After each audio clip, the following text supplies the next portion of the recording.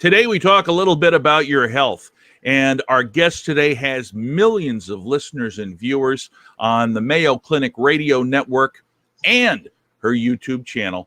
We will talk with Tracy McCray today on Who's Who Video.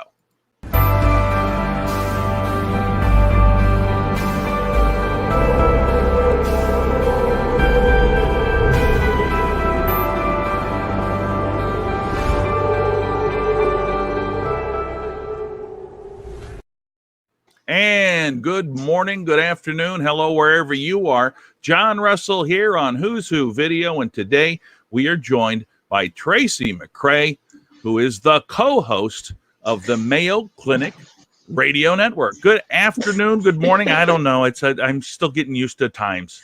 Hello, wherever you are. How's that? Exactly. It's perfect. Well, and of course, you're used to that with your radio network because you don't have any idea really when people are listening in some cases. When Mayo Clinic Radio started, it's almost 30 years old now. Dr. Shive started this program, but it was just broadcast locally here in Rochester, Minnesota on KROC AM.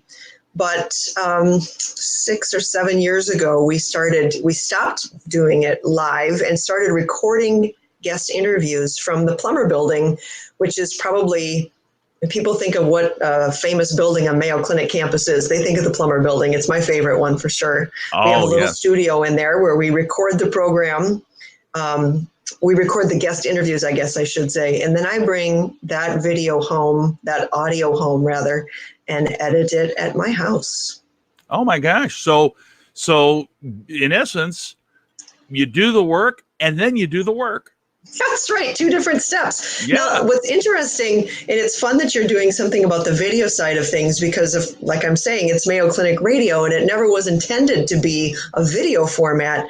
But when we moved on campus and started recording the show rather than doing it live again, Rick, the engineer, said, we've got cameras in here. We could record videos of what you guys are doing and then put them on YouTube. And we all went, that wasn't part of the plan, was it? And it ended up being a great addition. Like you said, sometimes a video will get posted and there'll be like 30,000 views, 60,000 views, and we all just sit and look and go, how is that possible? I'm pretty sure most of those views are my mom and her friends, but I'm not positive. Well, I'll tell you, it's absolutely, now see, the audio is not supposed to be playing on there, but I guess it is. I don't know if it is. Me, all right. If it isn't. There's you, and you're doing, there's Dr. Shives? Nope, that's Dr. Hensrud. He was one of our guests talking about nutrition. Okay, Dr. Shives will be up there soon, I'm sure. Okay, so, and I just bring this up because I want people to see you in action. And you look, look, here's the beautiful thing. You got as dolled up for your interview with me as you did for the actual show, and I appreciate that very, very much. I'm happy to do so. Yes, no, it's a lot of fun, and it's a fun happenstance that it just turned out that way. That people would watch it on video, and now when it comes to radio, we have no idea. We're on 233 stations across the country, but we don't know how many people that is or what that means. Of course, that's the beauty of radio. And what would you say is the largest market that Mayo Clinic plays in? Oh my goodness. There's only a few states that we're not in. Oh wow. I think we're in a lot of like suburbs of Minneapolis and suburbs of Chicago and suburbs of New York City. So we are broadcast into those areas, and so gotcha. It's a pretty big market. It's fantastic. People don't know this, but I've known you for quite a long time. In fact, my big break in doing talk radio was when you were off on maternity leave. That's right. Hey, with the technology advisor who helped me get these headphones set up. Absolutely. How awesome is that? So let everybody know kind of what your own personal path was to get into broadcasting. Oh, I'll give you the medium version. How's that? Okay. When I was in fourth grade, is the first time I remember listening to some Rolling Stones on the radio and hearing "You will be mine, all mine" from Mick Jagger, and thinking, wow, the DJ gets to talk about this when it's done. And I just thought that was the coolest thing ever. Fast forward, I was always the kid then in teenage years and through middle school that had the music, had the sound system, played the boombox, whatever. So that was my deal. I was diagnosed with Hodgkin's lymphoma when I was 19. And then after that, I decided, you know what? I've always kind of been interested in radio. Maybe I should give it a try. So I did, and ended up working at my first radio station up in Williston, North Dakota. And then I moved down to Rochester, where I worked at KROC for many years. And then when I got laid off in the great laying off of everyone in 2008 and 2009, I took the phone call from Mayo Clinic because I had been the engineer for that program because it was broadcast out of our station, out of KROC. And they said, would you like to come and be the co-host? And I said, I've all of a sudden got a lot of extra time on my hands. I would love to do that. So Dr. Shives and I did the show live for a few years. And then we decided to syndicate the program, which is how we got to 235. I just said 233. It's 235 was the last meeting that I had that they said the number. And now here we are. We're on the verge of, this is hot news. We are on the verge of starting our own podcast, because what we have done in the past is just take Mayo Clinic Radio and just say, here's a podcast, but it's just basically the radio show all run together without the commercial breaks. We're going to kind of flip it around and start recording things that we can use just as podcasts and start out with weekly podcasts. But hopefully, there are so many fantastic stories to tell from the Mayo Clinic, whether it is from a physician or a caregiver or a patient or a researcher. Researchers are my favorite ones because you get to hear all of the brand new stuff that is coming up. But when you can hear back from someone who you have helped just by watching a video. Just this past week, I had a friend who lives in another part of the country who said, I've been looking up fibroids and trying to figure out what I'm supposed to do because my fibroids have gotten so bad, I'm in so much pain, I'm going to have a hysterectomy. And whose video pops up but Mayo Clinic Radio and our recent one we did on fibroids. Unbelievable. Yeah. And it's going to make you feel good because you're helping a lot of people as well, right? Totally full circle. So the only reason I got into broadcasting was because I was diagnosed with cancer. And now I can talk about all sorts of topics that do and don't have to do with cancer. But I certainly especially love the ones that have to do with research of cancer and treating patients and that whole vein. I really like a lot. Absolutely fantastic. Now, you mentioned the syndication. Yeah. Are you in charge of the syndication because of your radio background?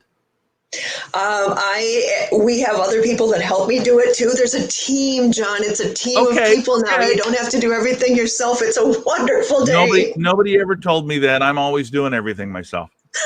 I know. But back to when we were in radio together, it was like you are the one man on the ship and go do it all. Not that way anymore. That's true. And so,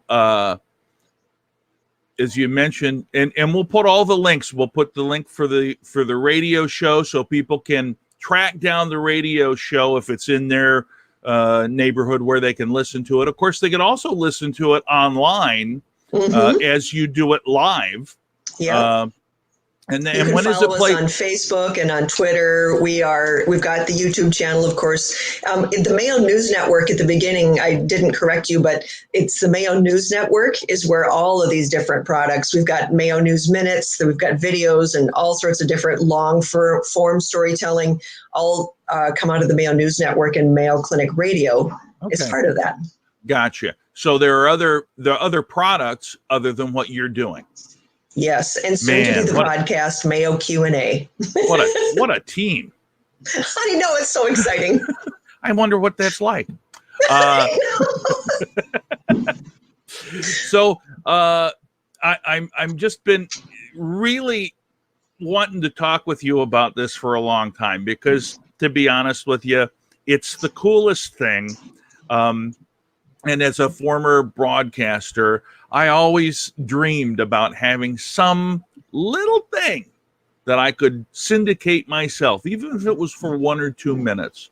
And of course, the Mayo Radio Network has those little 1 or 2 minute snippets as well. Are you involved in those?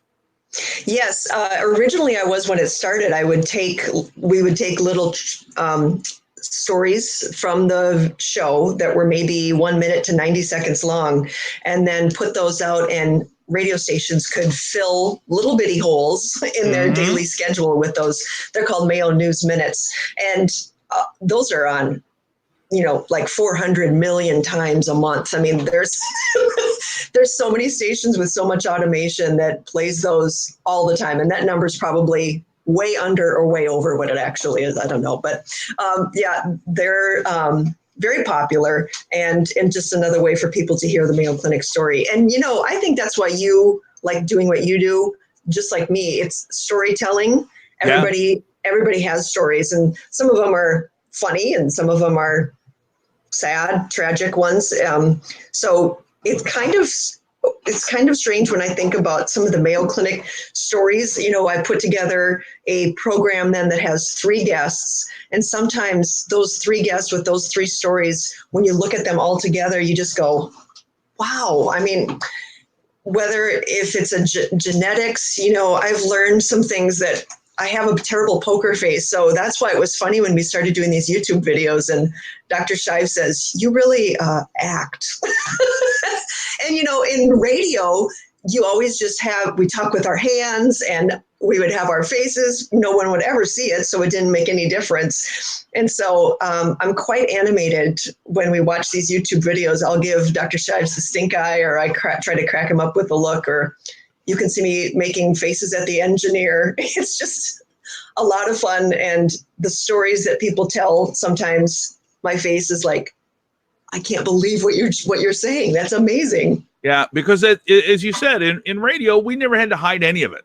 Didn't have to worry about it. You couldn't see any of it. Yeah, it's not acting. That's just how you are, empathetic. Right. That's true. That's true. Yeah. Well, Tracy, as I mentioned before, we're going to put all the links in the description below, Awesome. so that people can check out everything that you do. And again, it is very cool. I'm very proud to know you and have been your friend for a long time. And it's just so cool to see this truly exceptional project that you work on. I mean, it's like I'm jealous. And because here I am in the basement. Here I am at the dining room table. I mean, well, yeah, but see, you're a big falutin tabler. I don't know. Folks, I am fancy, that's for sure. Well, it is true. It is true. Folks, if you like what you're seeing on Who's Who Video, please subscribe to us, give a like, make a comment about anything that you saw here, and we will definitely comment back to you. Tracy McCray, Mayo Radio Network, thank you so much for spending some time with us today. Always great to see you. Anything for you, John. I love you. You are the sweetest. All right, folks. We'll see you again next time.